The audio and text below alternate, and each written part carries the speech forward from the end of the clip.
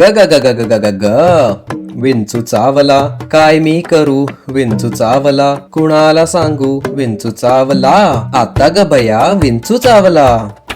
महाराज काय झालं हो एकाएकी? काम क्रोध विंचू चावला, तम घाम अंगाशी आला, त्यानं माझा प्राण चालला. एकनाथा, तू उत्तम काव्य करतोस की. तुझ्याकडच्या या कलेचा तू समाज कल्याणासाठी उपयोग कर. भारूड, गवळण यासारख्या काव्यांमधून समाजाला मार्गदर्शन कर. स्वामी ध्यानस्थ बसले होते म्हणून एकनाथ तिथेच बाजूला बसून राहिले.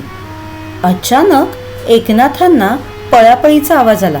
बाहेर येऊन पाहिलं तोच किल्ल्यावरचा एक पहारेकरी पळत पळत तिथे आला. स्वामीजी कुठे आहेत? घात झालाय, शत्रू आलाय, आपल्या किल्ल्यावर हल्ला झालाय, हल्ला.